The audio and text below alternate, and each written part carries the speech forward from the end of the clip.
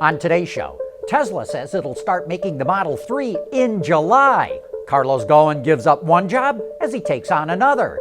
And a few of the launch secrets that make the Dodge Demon the ultimate drag car. All that and more coming right up on Autoline Daily.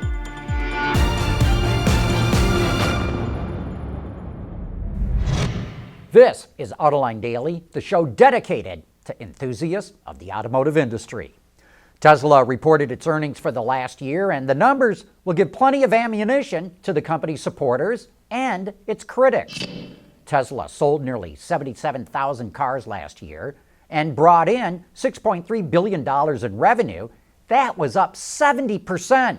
You know, as long as that top line keeps growing so fast, the investment community is going to love Tesla stock. Critics will point out that the company posted both an operating loss and a net loss, but those losses are shrinking. They will also point out that the company's liabilities have exploded. Last year it had net liabilities of $4 billion. This year it's over $10 billion. Even so, the stock market loves what it sees. Tesla's stock is up nearly $100 a share compared to this time a year ago. Tesla also said that job one of the Model 3 will be in July and that it will hit line speed by September. If it achieves that goal, it's going to shut up a lot of critics who predicted that production would be delayed into 2018. Tesla also forecasts that sales of the Model S and Model X will be up 61% and 71% respectively in this quarter. And again, that's the kind of growth that supporters of the company love to see. Speaking of car sales, some say that the American market has hit a plateau, but Wards is forecasting another near record this month. It says sales will hit 1.34 million light vehicles, and that would be a 16-year high for the month. It also represents a SAAR of 17.7 million, and that's better than last year's 17.6. Record high inventory levels at the end of January and continued strong production are the factors that Wards is focusing on. But there is no question the growth in the market is softening, and some automakers are cutting production and increasing incentives to keep their inventory at reasonable levels. We'll be back with more right after this. Autoline Daily is brought to you by Bridgestone Tires, your journey, our passion. Dow Automotive Systems, advanced materials that deliver better results. Lear, a global leader in automotive seating and electrical systems. And by Yen Feng, experience in motion. Electric cars only make up a small fraction of the overall market, and there's a lot of debate as to when they'll really catch on. Some think it might be within the next 5 years. Others say it's going to be longer than that. On the most recent Autoline this week, we were joined by Alexander Mankowski, a futurist at Mercedes-Benz. And he believes it's not going to be the technology that holds back sales of electric cars. Instead, well, here's what he had to say. This view is too narrow in a way, because culture, people and culture and infrastructure and what is electricity. There are many people, if it's raining, they wouldn't touch a 400-volt cable to charge the car. If you look at people today they're making advertisement or e-mobility and something, and what you're doing, they're standing there, they're fueling the car with electricity.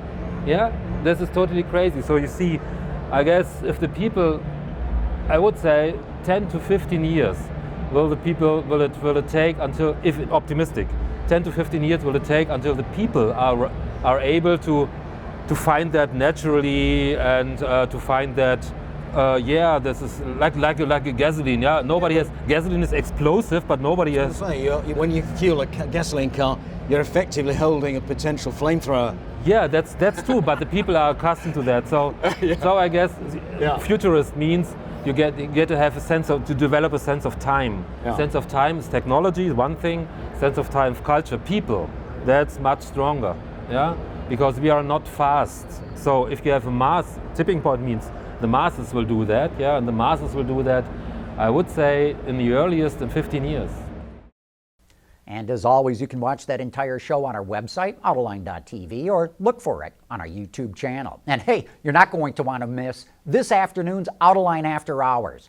Our special guest is Bill Warner, the photographer, writer, and race car driver who also founded the Amelia Island Concours. He'll be in the studio today to talk about this year's Concours, as well as a book he just wrote about classic cars in Cuba. If you would like to submit questions to Bill, send them to viewer mail at Autoline.tv, or you can find us on Twitter. Then join Gary and me at 3 p.m. Eastern Time live on Autoline.tv for some of the best insider discussions in the business. Coming up next, a look at more shocking details about the new Dodge Demon. For the people at Dow, racing is a sport and a science. We enjoy one and learn from the other. But like most competitive people, we like winning at both. This is the human element at work. Dow. There's more car news and industry insight from the Autoline Network every day. Take a moment to click that subscribe button. You'll never miss another Autoline episode.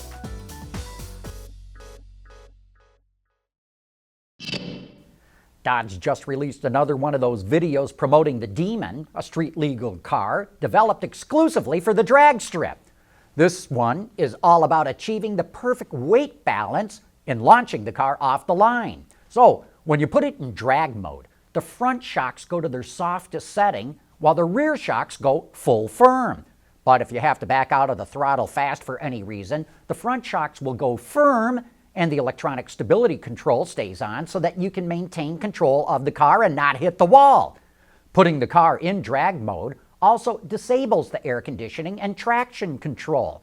Yet, to ensure the car gets maximum thrust forward, it uses electronic mitigation to eliminate wheel hop. And take a look at the tire smoke in this video. There's some numbers embedded in there. We think it says 13.5 equals 575 at 500, but it's hard to read the numbers, and we have no idea what they mean. We need your help on this one. You know, Carlos Ghosn sure is a busy man. He's the chairman and CEO of Nissan and Renault, and he just added chairman of Mitsubishi to his title. Everyone always wondered how he could manage two car companies, much less three of them. So now Ghosn will lighten his load a little, and he's resigning as CEO of Nissan. The idea is to devote more time to managing the alliance. Hiroto Saikawa, who's currently Nissan's co-CEO, will take over fully for that role starting April 1st. However, he still reports to Ghosn. And in other executive news, and this is really sad news, Volkswagen executive Oliver Schmidt is scheduled to appear in court today. Fans of Autoline After Hours will remember that we had him on the show a couple of times.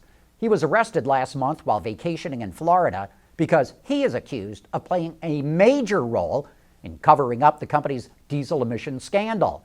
You know, we really like Oliver and we hate to see him embroiled in the scandal, but we're going to await the results of his trial before we draw any conclusions about what he did.